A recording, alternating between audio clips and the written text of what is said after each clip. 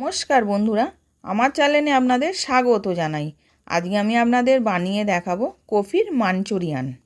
প্রথমে আমি একটা কপি নিয়েছি, কপিটাকে কেটে ধুয়ে রেখে দিয়েছিলাম। এবার আমি কড়ার মধ্যে জল গরম করতে দিয়েছিলাম, জলটা গরম হয়ে গেছে, কপিটা দিয়ে দিলাম। দেওয়ার পর 1 চামচ নুন দিয়েছি, দিয়ে এবার সেদ্ধ করতে দিলাম। ওর মধ্যে আমি একটা ব্যাটার রেডি করব। একটা বাটির মধ্যে 3 চামচ ময়দা নিলাম, 2 চামচ কর্নফ্লাওয়ার নিলাম, স্বাদ মতো নুন, আদা রসুন পেস্ট, কাশ্মীরি লঙ্কা গুঁড়ো, গোলমরিচ গুঁড়ো দিয়ে ভালো করে মিশিয়ে নিচ্ছি। এবার আমি ওর মধ্যে জল দিয়ে থোকো ব্যাটার বানাবো, পাতলা নয়। ব্যাটারটা বানিয়ে রেখে দিলাম। এবার ওর মধ্যে সস দেবো, সেই সসটা বানাবো। 1 চামচ ভিনিগার, 1 চামচ সোয়া সস, 1 চামচ চিলি সস, 3 চামচ টমেটো সস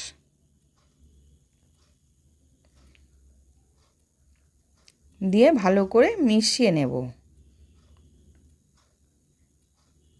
এবার মিশিয়ে রেখে দিলাম।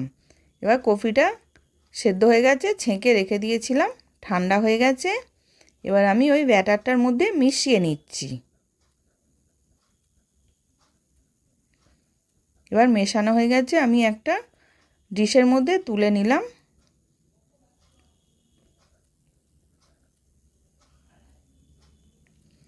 ওর মধ্যে একটুখানি শুকনো কর্নফ্লাওয়ার দিয়ে দেবো।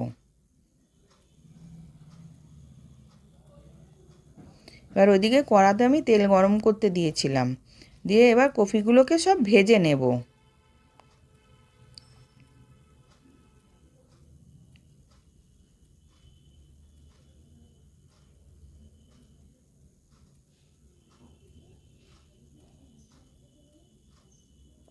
এবার কপিগুলো উল্টে পাল্টে ভেজে নিচ্ছি।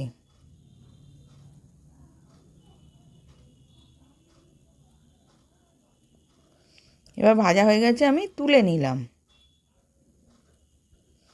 এবার অতটা তেল নয়, কিছুটা তেল তুলে রেখে কিছুটা দিয়ে ওর মধ্যে 2টো শুকনো লঙ্কা ফোড়ন দিলাম, রসুন আদা আর লঙ্কা কুচনো দিয়ে দিলাম, দিয়ে হালকা করে ভেজে নেব।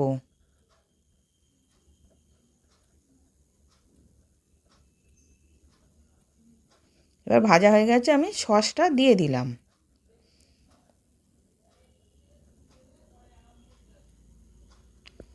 এবার স্বাদ মতো নুন, গোলমরিচ গুঁড়ো, কাশ্মীরি লঙ্কা গুঁড়ো কালারের জন্যে দিলাম।